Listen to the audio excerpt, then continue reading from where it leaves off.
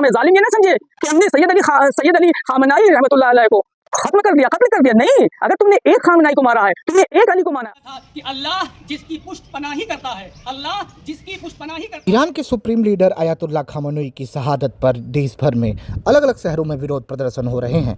America, Israel, मुर्दाबाद के नारे भी लगाए जा रहे हैं। उत्तर प्रदेश के कई जिलों में बीते दिनों से ही प्रदर्शन जारी है।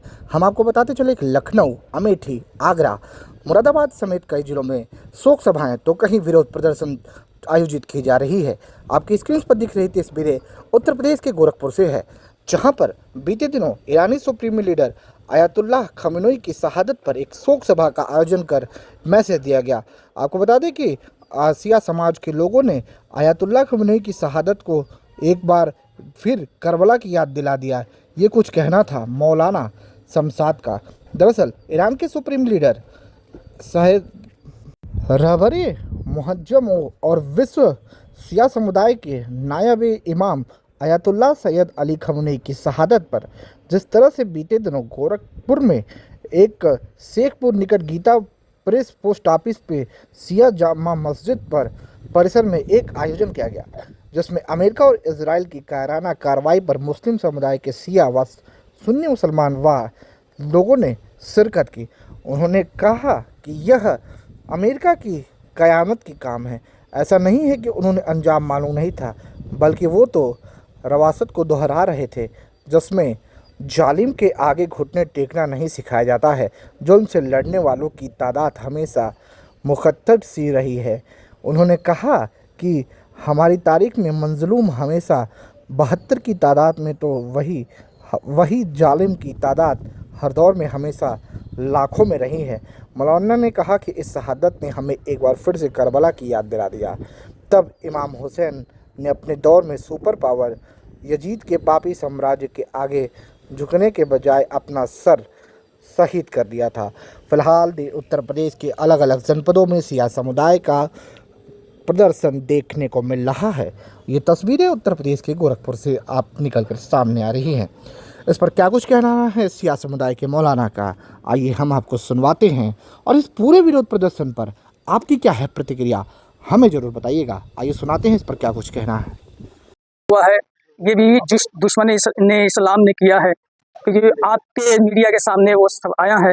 इसराइल और अमेरिका की इस वहशियाना हरकत और इस वहशियाना हमले पर हमने अपने नायब इमाम को अपने हाथों से खो दिया।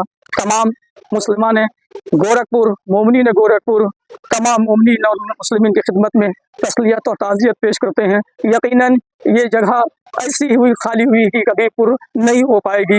यकीनन ऐसा आलिम मेहरबान नहीं आएगा। चूँकि पता है, मैं आपकी खिदमत में बताऊँ, हम लोग जब वहाँ पढ़ते थे तो रहबर मुअज्जम खुद आए थे हम लोगों से मिलने के लिए। तो उन्होंने एक अजीब जुमला कहा। उन्होंने कहा, शुमाहा मेहमान ईमानिश थी, तुम सब हमारे मेहमान नहीं हो। तो हम लोग बहुत ताज्जुब से पूछने लगे, मेहमान नहीं तो फिर हैं कौन? थोड़ी देर के लिए सकते में आ गए कि हम मेहमान नहीं तो फिर हैं कौन? कहा, शुमाहा मेहमून मानिश थी, बल्कि शुमाहा फर्जंद मुन हस्ती।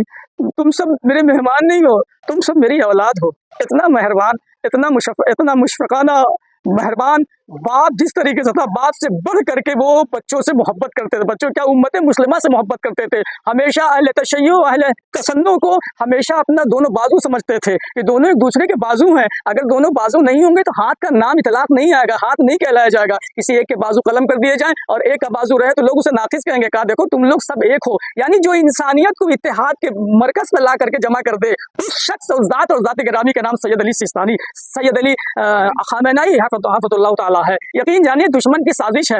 यकीनन हम जानते हैं कि रहबर मुअज्जम ने आज से नहीं शहादत के लिए दुआ की, बहुत ज़माने से शहादत के लिए दुआ कर रहे थे और आज उनकी ये दुआ कबूल हो गई बारगाह इलाही में। आज इन्होंने जाम शहादत पी करके लोगों को बता दिया। इसलिए बताएं कि जब शहीद का खून ज़मीन पर गिरता है तो गाफिल लोग बेदार होते हैं। तो जब जालिम ये ना समझे कि हमने सैयद अली खामेनेई रहमतुल्लाह अलैह को खत्म कर दिया, कत्ल कर दिया। नहीं, अगर तुमने एक खामनाई को मारा है, तुमने एक अली को माना है। अरे उस किस अली को मारा है?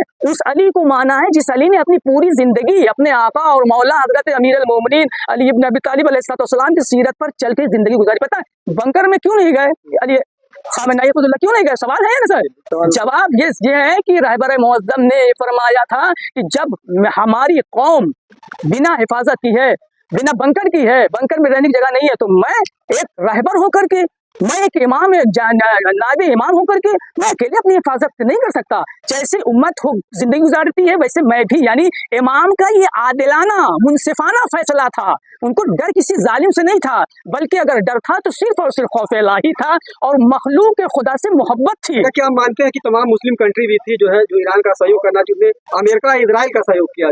देखिए, ये तो अपने अपने मुकद्दर की बात है।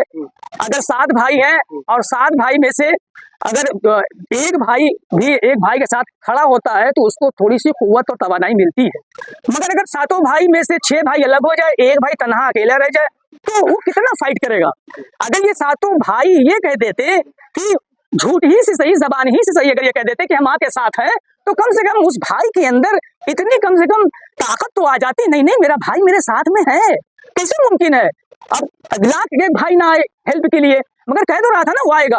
अफसोस की बात यह है, अफसोस की बात यह है कि उन भाइयों ने भी साथ देने से इनकार किया बनिस्बत इसके कि हक के साथ रहा जाए, हक के साथ जिंदगी गुजारा जाए। उन्होंने अल्लाह की पैरवी छोड़ करके बातिल की पैरवी को अख्तियार किया। हालांकि ऐसा नहीं है, जो हक पर चलेगा उसे खुदावंद आलम जज़ा और इनाम से नवाजेगा और उसकी जिंदगी मुफीद